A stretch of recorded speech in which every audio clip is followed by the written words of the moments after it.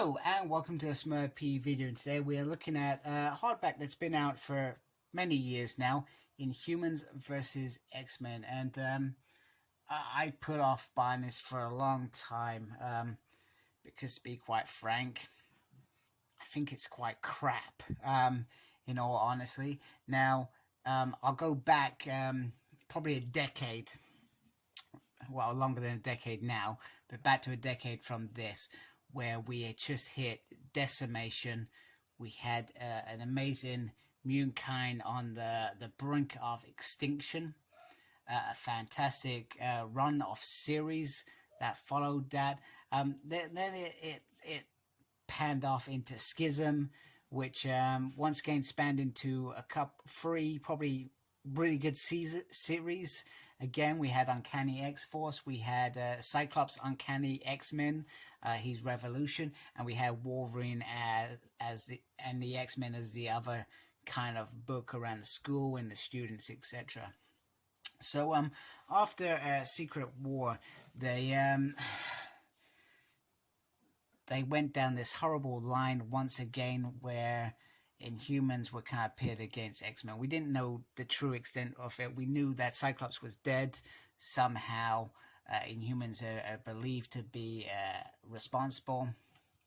And their Terrigen Cloud, which I believe was released by Thanos in Infinity in 2013, he released it, or somebody released it. I can't remember who. It's on my read list to read at some point. But anyway, it gets released, and this has an effect on mutants. It gives them what they call Mpox and kills them.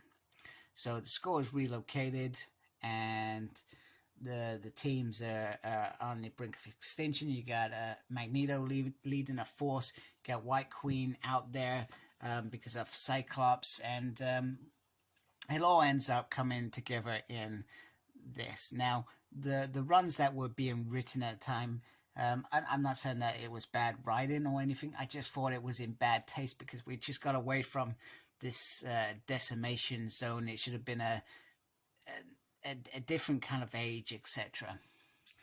And they went straight back into it, and it didn't even last long. This Inhumans versus X-Men kind of run was probably a couple of years, I think, and then they restarted again. And it all pans down into this hardback, which as events go, I mean, Avengers versus X-Men wasn't the best, but it was better than this. And we got on the back, it's issue 026. Got a nice picture of Magneto on the back. Inside we got the synthesis of what the story is about, as we always do. And then inside we have the creators on this side. And I've got to say, I do like the inner cover here. I thought this was pretty cool. I like this. This is pretty awesome. It looks very, very nice. Very decent Karnak there. And it's not the fact that I don't like Inhumans. I mean, there's been stories that I've read that I absolutely loved Inhumans. One of them being, in particular, the War of Kings run. And let me just get this into position.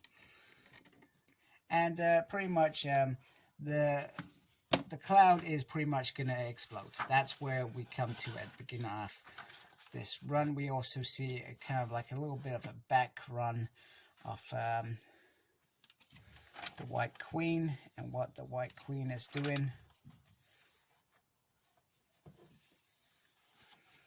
And that goes back to 8 months ago. And she is all about, let me just move this over a little bit. Let's try and get this into a better angle.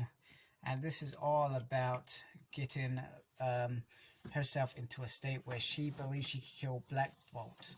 Now I'm going to give you a spoiler here. Black Bolt did not kill Cyclops. He didn't do it.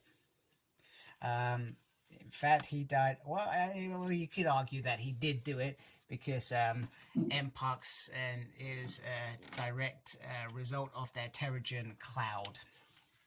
So in a way, he does. So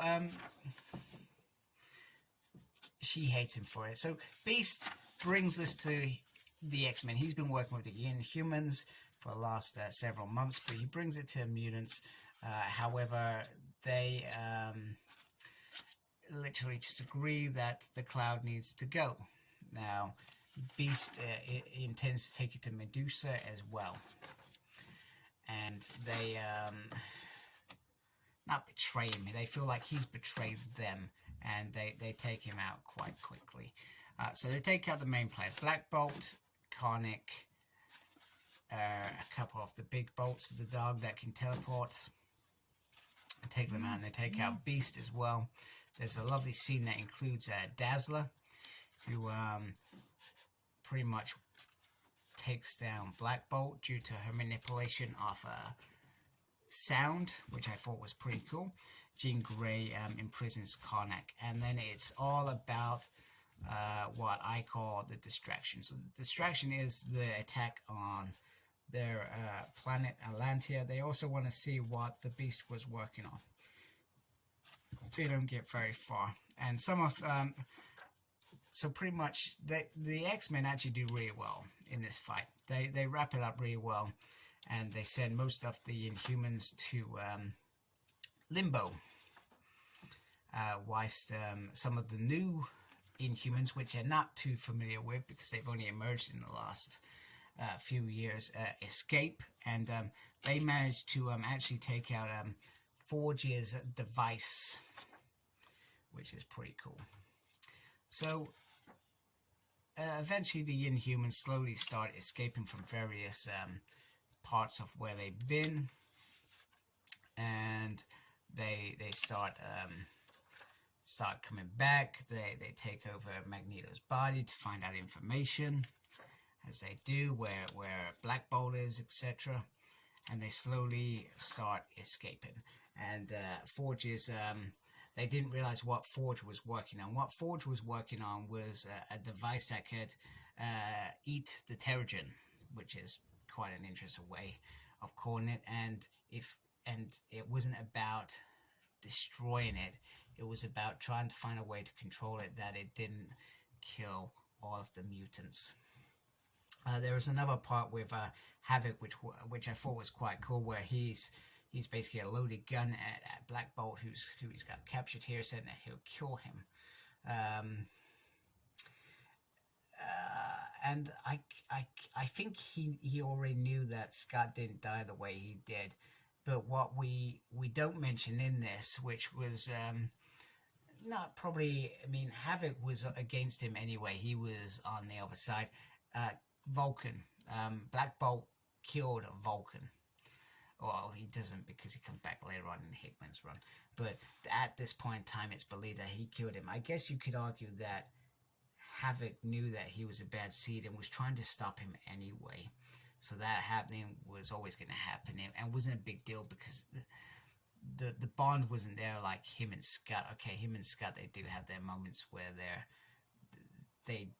not on the same page, but I would have liked that to have been mentioned. I thought that would have been an interesting argument for him, that he killed my other brother. Okay, he may not have been perfect, but he still killed him anyway. But the story is, as it always is, it's a love story.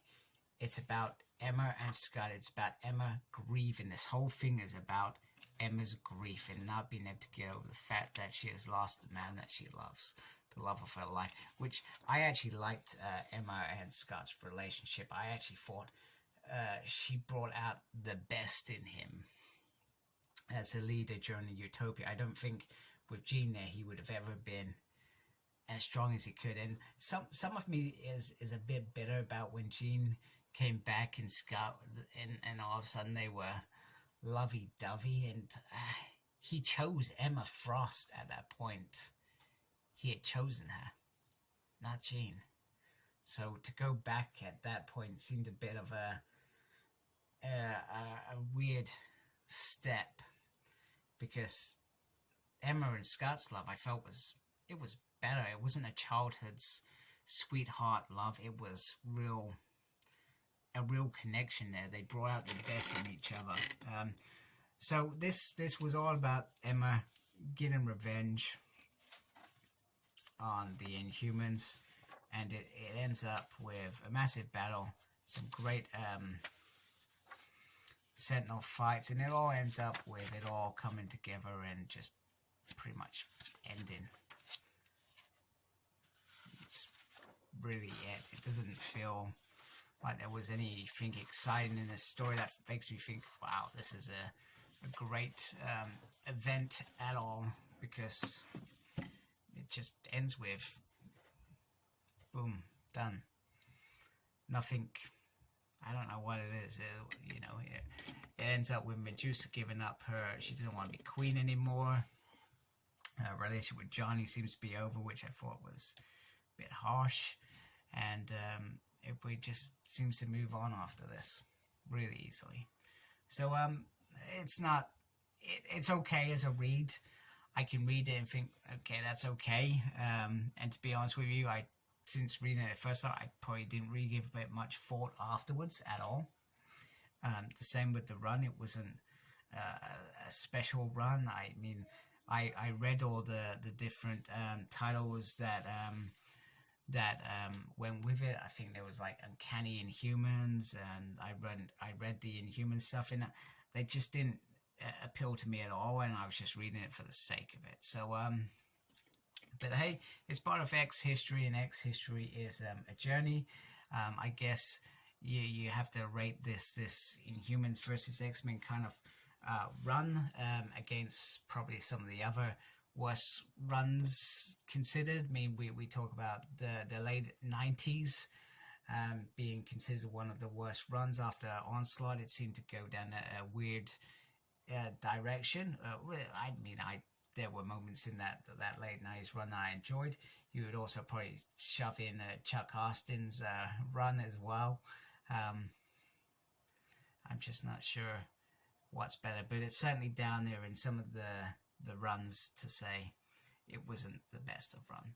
But that's my opinion. Please tell me what your opinion is. Did you like the Inhumans versus X-Men run? I just felt like they were just rehashing stuff. I mean, if they did this like 10 years after Avengers versus X-Men, perhaps it would have been a little bit better, but it just felt like, hey, we got nothing else to do. Hey, let's just pit these two superhero nations against each other. That's what it felt like to me. It felt forced. But hey, everything happens for a reason, including this. So thank you for watching, and I appreciate if you subscribe to my channel. Take care. Embrace the geekiness. Please like, comment, and subscribe to my channel. Follow me on Instagram, CyclopsSmurd. I'm on Twitter @SmurdP. No idea what I'm doing there. I'm also got a page on Facebook, SmurdP. And embrace the geekiness. Thank you for watching. Take care. Goodbye.